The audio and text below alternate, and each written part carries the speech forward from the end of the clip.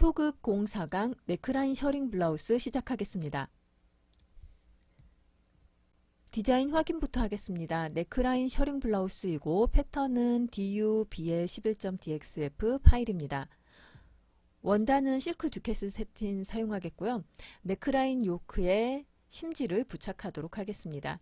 이렇게 네크라인에 절개선을 넣어서 요크를 분리해 놓은 디자인이고 몸판 쪽 네크라인에는 셔링이 추가되어 있습니다. 또 옆선에도 고무줄을 넣어서 고무줄을 3인치로 넣었다고 되어 있죠. 3인치짜리 고무줄 넣어서 셔링을 디자인한 상태입니다. 매 강자마다 이렇게 테크팩이 제공이 되고 있으니 실습을 하기 전에 꼭 테크팩을 확인해서 어떤 디자인인지 미리 보도록 하는 것을 권장합니다. 패턴을 불러오도록 하겠습니다. 실습 파일 다운로드 받으셨죠? DU-BL11.DXF 패턴 파일 선택해서 이렇게 클로에 드래그 앤 드롭하면 DXF 불러오기가 됩니다. 열기, 자동 크기 설정, 회전하지 않게 하고 패턴 주석 불러오기 해서 확인하겠습니다.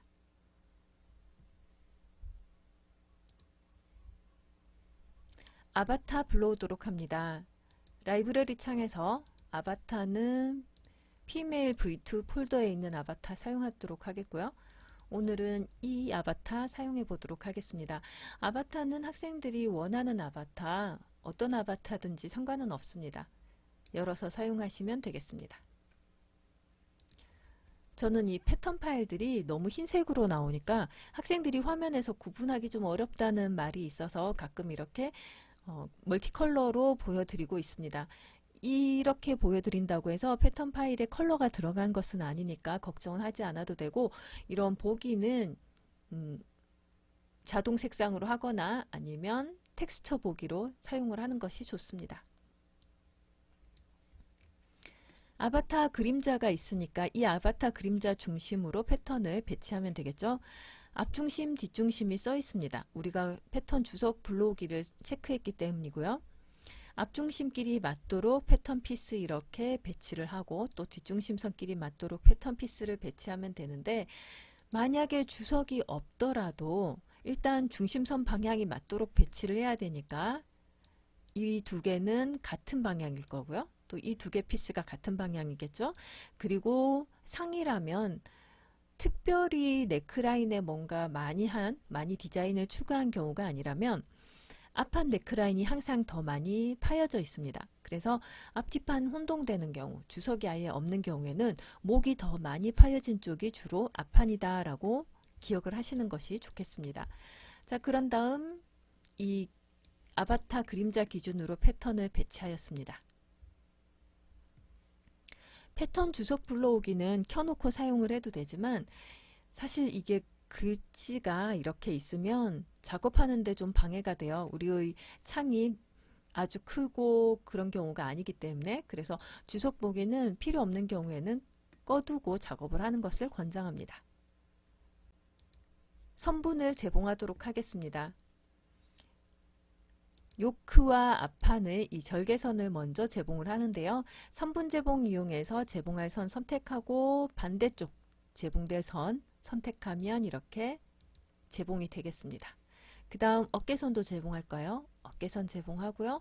또 요크의 어깨선도 제봉해야 되는데 화면을 이렇게 확대해서 요크 방향, 요크의 너치 방향 확인하도록 합니다.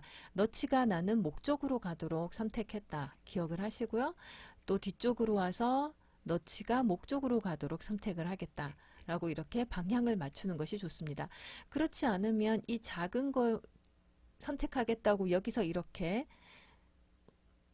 작은 상태에서 선택을 하다 보면 방향을 잘못하거나 다른 부분에 제봉을 하는 경우가 상당히 많이 생깁니다. 옆선도 제봉하도록 하겠습니다. 이렇게 제봉하고 너치 있는 곳까지 제봉을 해야 되겠어요. 그래서 이 위에 짧은 부분도 너치 아래쪽에 이렇게 제봉을 하였습니다. 자, 이렇게 제봉을 했으면 다음은 동시 수정 패턴 복제해야 되겠죠. 패턴 이동 변환 툴 사용해서 패턴들 선택, 마우스 오른쪽 버튼 클릭, 동시 수정 패턴 복제에 있는 대칭으로 패턴과 재봉선 해서 반대쪽 패턴 이렇게 복제를 하였고요. 뒷중심선끼리 서로 마주보는 게 좋다고 말씀드렸죠? 뒷판 패턴 2개 선택해서 이렇게 이동해서 뒷중심선끼리 마주보도록 배치합니다. 학생들 중에는 패턴을 복제하다 보면 가끔 이렇게 막 너무 찰싹 붙여서 복제하려고 오래 시간을 끄는 학생들이 있는데요. 절대 권장하지 않습니다. 굉장히 의미 없는 행동이고요.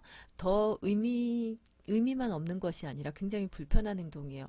왜냐하면 앞중심선 제봉하기가 아주 힘들어져요. 그래서 적당히 이렇게 거리 띄워도 되겠고, 반드시 아바타 중심 기준으로 좌우로 같은 거리를 띄워야 되거나 이 중심에 딱 맞춰서 배치를 해야 되거나 그런 것은 아니니까 괜히 그런 이상한 거 맞추느라고 패턴에 문제를 가져오진 않았으면 하는 바람입니다. 선분 제봉 툴 이용해서 앞중심선 제봉, 앞중심선 제봉하고 또 뒷중심선 제봉, 뒷중심선 제봉하겠습니다. 자, 이렇게 해서 제봉을 완료하였습니다. 그러면 이제 3D 배치해서 시뮬레이션을 해야 되겠죠? 3D 창에서 패턴을 배치하도록 합니다. 2D 창 상태로 재배치 눌러서 이렇게 배치를 하였고요. 패턴 피스들이 확인이 되시죠?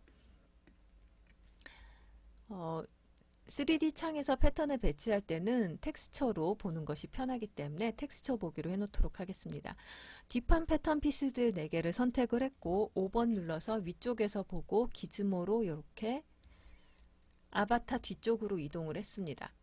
텍스처 보기로 한 이유가 바로 이것인데요. 원단 속면이 겉으로 나와서 진한 회색이죠.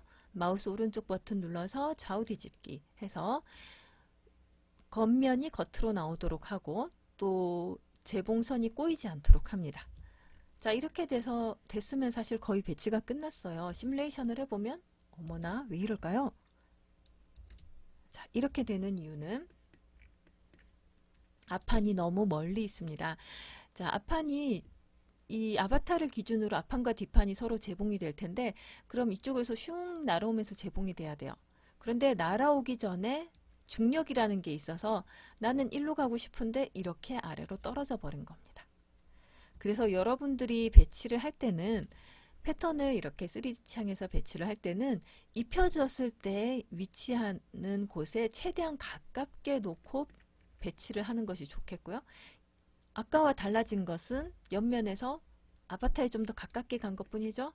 이런 상태에서 시뮬레이션을 하면 앞서보다 훨씬 잘 재봉이 되겠습니다. 자, 그래서 시뮬레이션을 하기 전에 3D 창에서 어떻게 배치하느냐도 굉장히 중요한 문제입니다. 지금 흰색이라서 패턴이 잘 안 보이실 것 같아요. 자, 이렇게 바꿔놓고 보면 약간 이상한 부분이 있는데요. 네크라인이 지금 늘어나서 우글우글해 보입니다. 그리고 셔링도 네크라인에 셔링이 있다고 했는데 셔링이 잘 안 보이죠. 셔링도 지금 없는 상태인 것 같고요. 자, 그런 문제를 해결하는 기능이 고무줄입니다. 그래서 이제는 고무줄 기능을 사용해서 의상을 좀 더 완성해 보도록 하겠습니다.